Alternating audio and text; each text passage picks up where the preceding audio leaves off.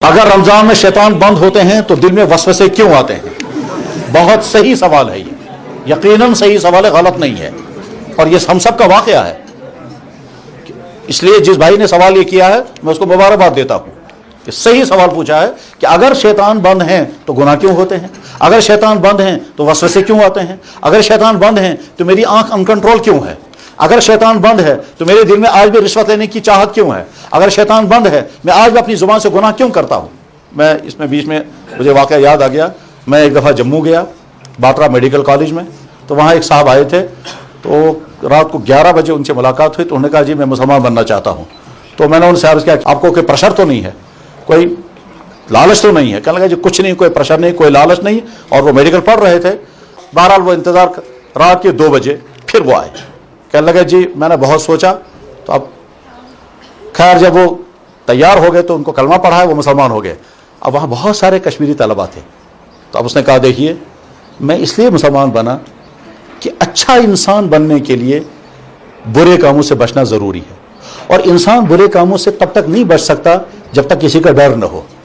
और मैं किस चीज़ से डरूंगा, किसी और चीज़ से मैं क्या डरूंगा? मैं माँ बाप से क्यों डरूंगा? डर एक ही चीज़ का है, वो है खुदा का डर। और वो खुदा का डर मुझे तब मिलेगा जब मैं इस्लाम कबूल किया। अब मैं मुसलमान हो गया।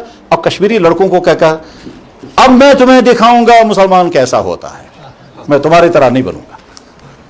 खैर, तो सवाल यह है कि ये बुरे ख्यालात कहां से आते हैं जब शैतान बंद है? जवाब, इंसान को बुराइयों की तरफ खींचने वाली 2 ताकतें काम करती हैं, एक इंसान का नफ्स और एक शैतान। शैतान तो बंद है मगर नफ्स तो जिंदा है। उस नफ्स को कंट्रोल करने के लिए रोजा रखा गया। तो चूंकि नफ्स हमारे साथ साथ है, वही नफ्स हमें उभारता है गुनाहों के लिए।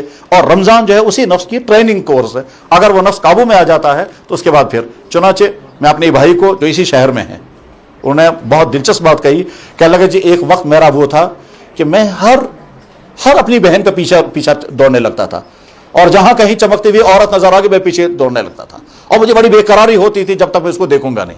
फिर एक वक्त आया कि मुझे दिल में ख्याल आने लगा ये गुनाह है। फिर एक वक्त आया अपने आप को मैं समझाने लगा अपने आप को बचाओ, मगर मैं बचा नहीं पाता था। क्या लगा फिर एक वक्त आया कि मैं अपने आप को थोड़ा थोड़ा बचा लेता था और कभी कभी गुनाह हो जाता था। फिर एक वक्त आया कि मैंने मुकम्मल तौर पर बचाने लगा। कहते आज मेरी हालत ये है, आज मेरी हालत ये है। अब जुमला उसका देखिए, कहते आज मेरी हालत ये है कि मैं नजर से काइन तज़ैन बराबर, मेरी नजर में और खातून और पत्थर दोनों बराबर हैं, तो मुझे कोई फर्क नहीं पड़ता है।